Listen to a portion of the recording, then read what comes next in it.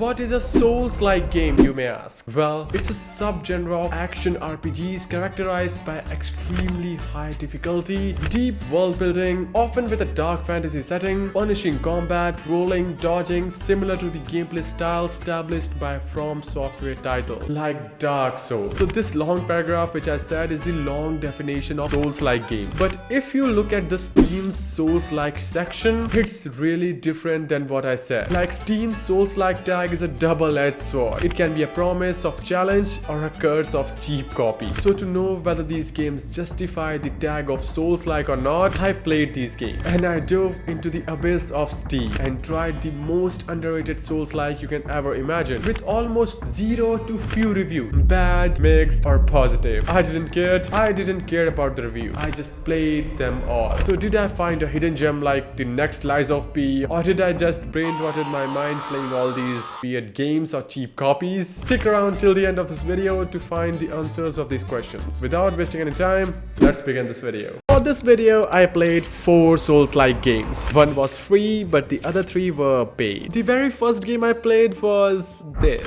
This game has a Souls-like tag and it had only 19 reviews, which were mixed. I don't know why, but does this game deserve this? We will rate this fairly. The name of the main protagonist is Thrall from the World of Warcraft universe. Players will take on the role of an orc character named Thrallan on a journey to the icy land of Eltrad, filled with enemies to destroy the Ice Lord Lokalor. How do I know this? It's written right there.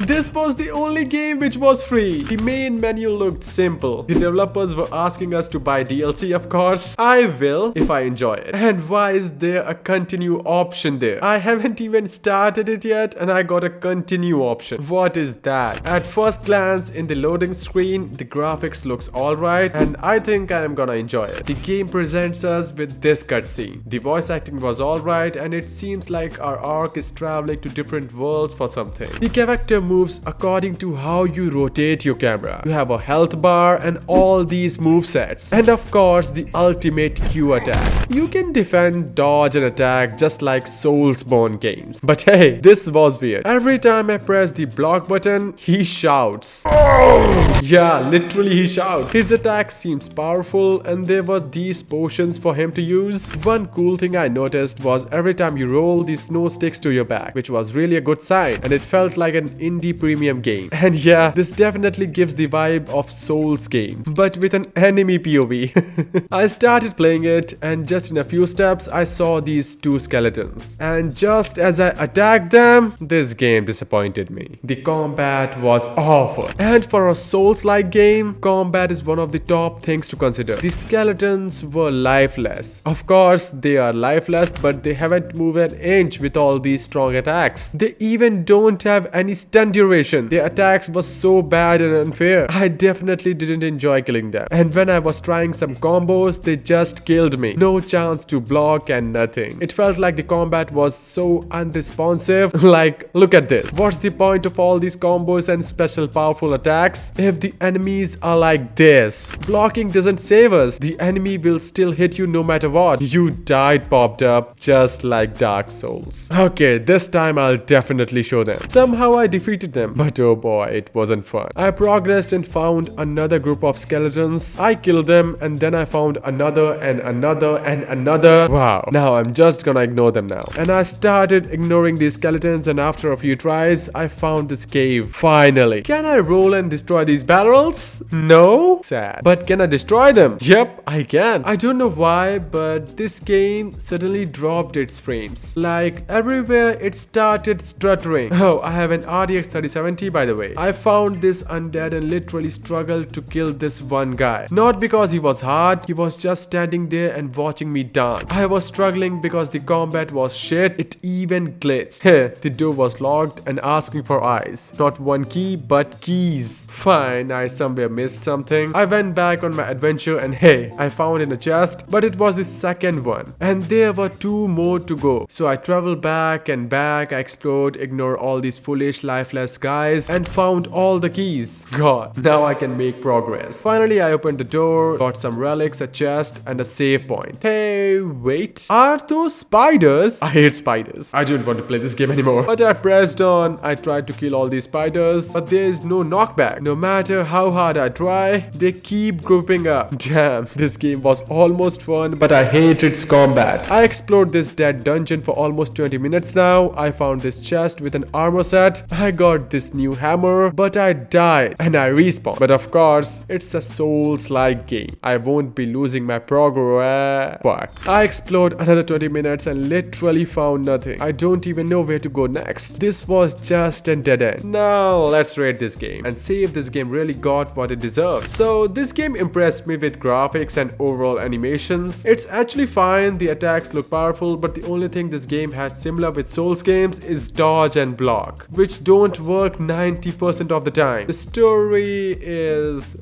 there's none. The enemies are the worst. The map and area were really poorly designed. I give it a 3 stars. 1 star for its potential, 1 star for voice acting and animation, and 1 star for World of Warcraft. Next we have Darkness.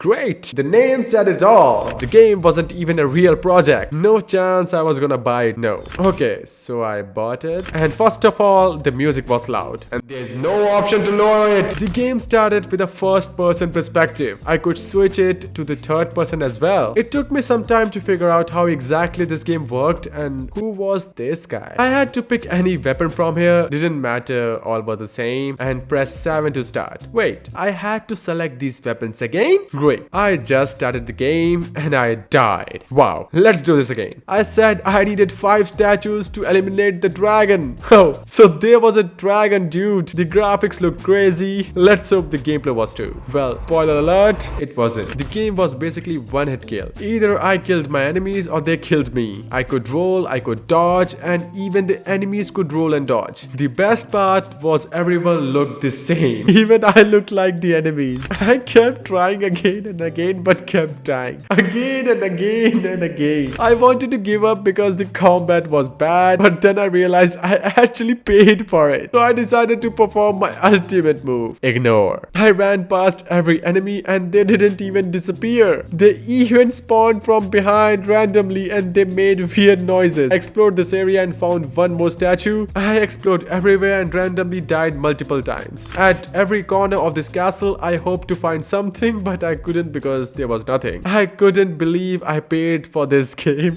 I didn't even want to rate this game. This was just a straight up shit. But hey, spoiler alert, the next game I tried was actually good. Blood Within. It only had 6 user reviews. Aw, no one played this game. I felt sorry for the developers, but no more. With the help of this video, this game was gonna get recognition now. But only if this game impressed me, right? So let's see. When I first started it, the menu scene actually looked promising. The music, the theme, the 2D graphics, everyone was looking great and exciting. I started the game, the loading screen was telling me about the lore, the game started in the crooked-legged forest or whatever, I don't know. The 2D art and sound design felt like an actual premium game, the dialogues and the lore were both cool, and after the cutscenes, our protagonist along with his companions was standing in a town, the ambience was red and the music was slow and dark. It was giving really chill vibes. During gameplay, we could interact with the NPCs, which were really a good sign, though there weren't multiple dialogues. And right here, I took a break and actually looked at this game. The graphics were pretty beautiful. Look at the water, the background, the dark smoke coming from the house. Everything looked cool. When I rolled, his sword hit the ground and the attacks were responsive. Everything was fine till now. Then I progressed and found this house with a dead body at the door and a blood question mark printed on the door. I went inside and found a boy there. Oh damn, I actually had choices. Wow. I got choice to kill his father's fate or be optimistic. I didn't want to make him sad, so I chose this option. And then I had choice to make him stay or send him back. I thought it would be good if my men would guide his boy, so I sent him back. I went further and fought some monsters, climbed and scouted ahead. Now I have to report back to the game. So I think the story was about blood monsters that had spawned into the world. world, and I was some royal knight defending the city and its people or something, I don't know. When I got back to my men, they were assassinated. Wow. Twist! I like it. But wait, where was this kid? Damn, I couldn't see him there. And then the boss fight began. He was so strong that I couldn't even touch him. Then someone came and saved me. He was stronger and we were about to die, but he made us immortal with blood magic. Now we were some sort of vampire, I guess. This was the intro and I enjoyed it. But let's see what was ahead. Now I was in this capital outskirts. Again, the ambience looked cool and the story was by far decent and interesting. The combat seemed good and I thought it would be great if I learned skill and all. In this game, we could destroy objects, climb, find secret treasures and find some secret notes to fill up the lore. I went further into the game and found this boss. He wasn't that hard. I defeated him on the third try. But yeah, what I liked about the combat was that you could actually parry and dodge at the right time. Parrying made the combat really fun and it stunned your enemy. After defeating him, I played this game for almost an hour and a half. I went to do more dungeons, fought some secret enemies and uncovered some lore. So what I thought about this game was that it deserved better review. It's a decent game with a short story but really fun combat if you try to speedrun on your second playthrough. But that's the thing, the game is one-time play. No deep lore, no complicated and twist level design, just a simple but fun game. You could definitely check this game out and increase the views. Now let's head to the next and final game, Sinner: Sacrifice for Redemption. I really had a great experience with this game and I really wanted to talk about it, so let's do it. When I started, it instantly gave me Souls-like vibe, but it didn't look like a cheap copy. It was something different as well. The narrative into the cutscene with one hand drawn, of course. I was asked whether I wanted a free camera or a fixed one. Of course, I chose the free camera and hell, I was going to regret it. I'll tell you why later. Wait, what is this? Why does this man look like the Link from Zelda? Got a Dark Souls knight armor?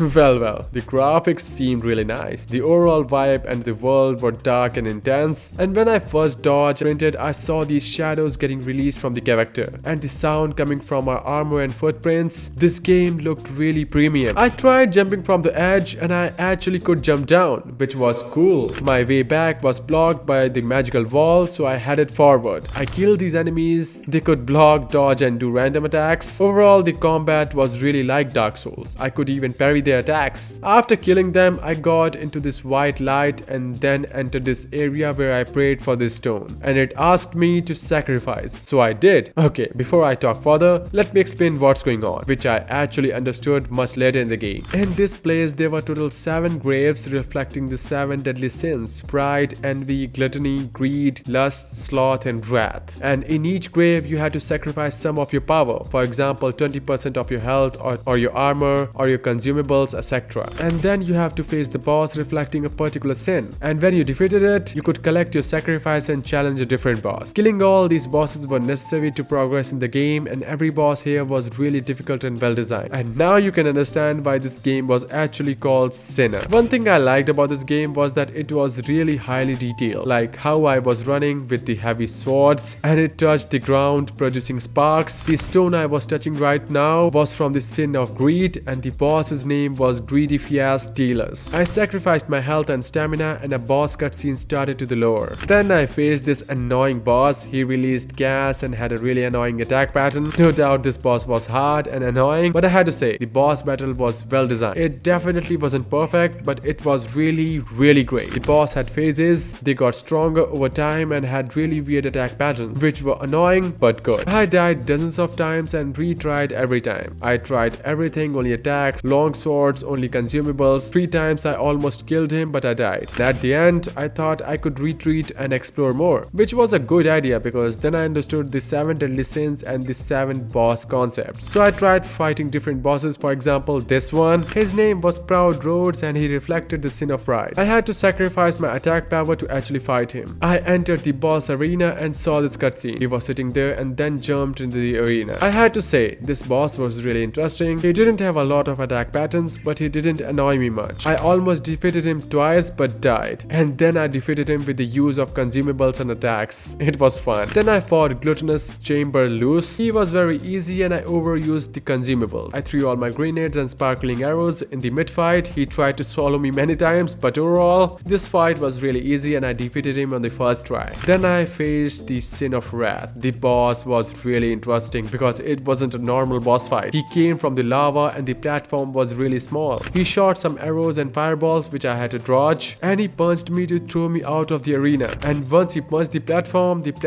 actually broke and you had to fall back. This kept happening until you had a really tight space. This boss battle was fun too. It wasn't easy, but it was quite tricky and fun. Overall, this game was exactly what I was hoping for to this video. A really Souls-like game. This game didn't deserve to be so underrated. From 10, I'd give it a solid 7 for its efforts. The reason why this game isn't a full game is that I read in the reviews that it only had 8 bosses. After defeating all the 7 deadly scenes, I could face a final boss and that's it. That's all this game had to offer. But it was really short and fun experience, I would say. Everything looked premium, and if this game was full and made with a big budget, it really would have shined. Great work.